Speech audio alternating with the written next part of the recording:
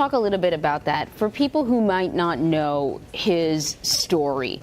You know, he comes from a military family, and but he graduated from the military academy almost at the bottom of his class. He wasn't sort of a stellar student at all. But when he went to Vietnam, he wasn't there very long before he cheated death once very quickly, and then shortly after that became a prisoner of war. Can you talk a little bit about that? Yeah, there was no guarantee that any of those men were going to live. And you'll remember Jeremiah Denton, when they were showing these propaganda movies to the world, they were denying torture, and Jeremiah Denton blinked with his eyes in Morse code, torture. And that video was quietly shown in embassies around the world to verify that the North Vietnamese were indeed torturing these men. If you read the book, The Passing of the Night, a Random House book by General Robinson Reiser, it gives you an idea of the depth of the type of torture they went through. And there was every likelihood that John McCain was going to die there, far away from the people that he loved. It was a real miracle how the war ended and those prisoners of war were rescued. And they didn't know. They didn't know that the Americans still cared about them and were working to bring them home.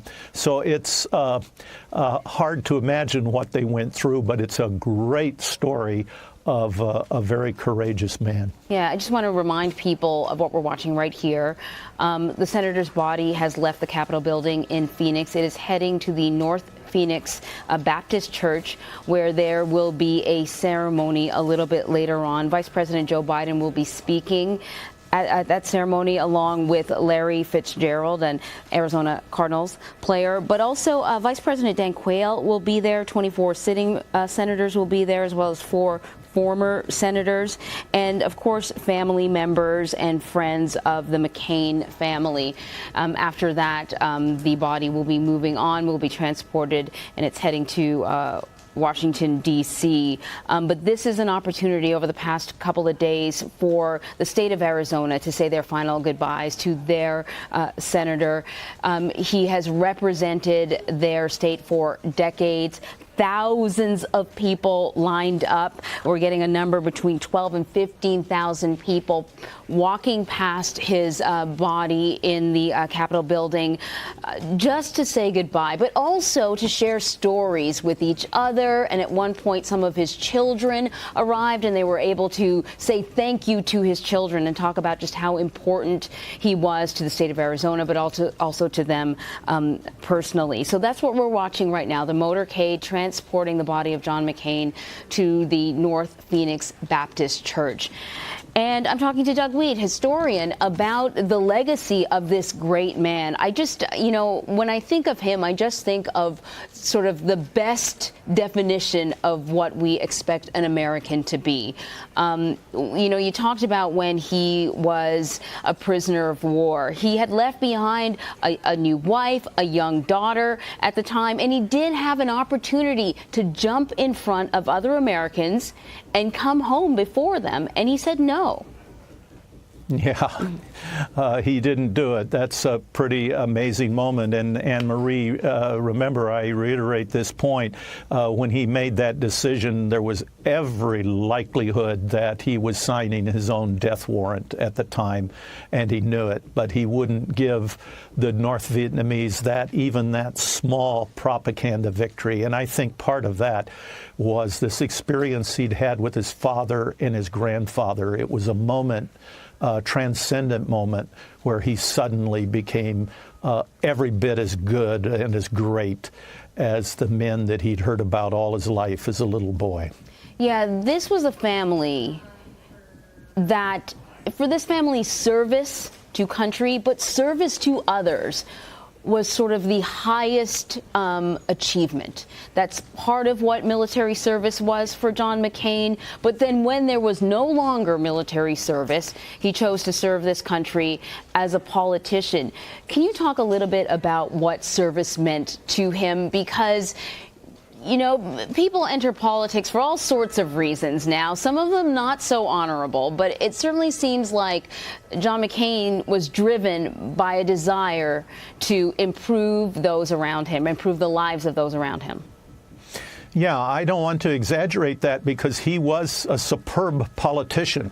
And like all politicians, to survive in Washington, D.C., he had his favorite. There were the favorite corporations and the favorite lobbyists that he worked with, but he would often go against the grain and totally defy them and take a different tack. In that sense, his integrity would triumph over a very useful political chance to improve his own standing. So it's something of a phenomena how he rose to the top and ran for president twice and almost won, almost became a president. Yeah, you had mentioned the Keating Five. I think that, when you look at his long career as a politician, there's sort of two areas that jump out as perhaps areas that he might have thought were missteps. The saving and loan scandal with the Keating Five and the choice of Sarah Palin as a vice presidential running mate. But he learned a lot from the Keating Five. He was investigated, and it was determined that he exhibited poor judgment, essentially. Can you talk a little bit about what that chapter in his political career meant to him and what he learned from it?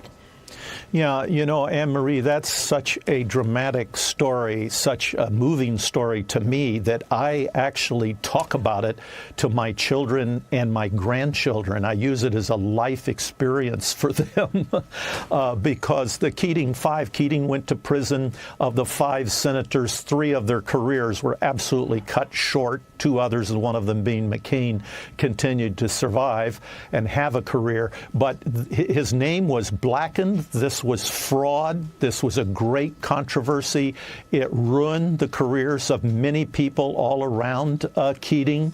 But John McCain carefully, laboriously, tediously, day by day, step by step, rebuilt his life back from the Keating Five scandal to become known, to become famous as a person of integrity, to the point that they called his bus during the presidential campaign the Straight Talk Express, to the point that he reached across the aisle and was the only one on the Republican side that could help the Democrats come up with a program to reform campaign finance. That is a marvelous moment, and I tell my children and I tell my grandchildren, when you do something wrong or something hurts you or you're perceived to have done something wrong, it isn't fatal. If you're not dead, it's not fatal. And the great example of that is John McCain, who became the very opposite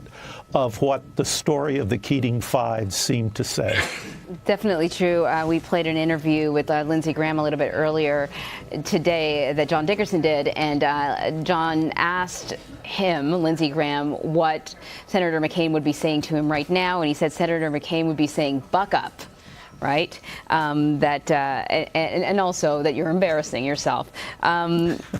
It's you mentioned, one of the things that people say about him is that is refreshing about him as a politician is his ability to say, I made a mistake, I did something wrong, and then to attempt to correct it. I wonder how he felt about his 2 attempts, not that these were wrong, this is probably not going together poetically, but his 2 attempts to become the president, first beaten sort of at the primary level by George W. Bush, and then later by Barack Obama. They must have been sort of disappointing moments for him. Did he ever speak about what the journey of attempting to become the president meant to him, even in those losses?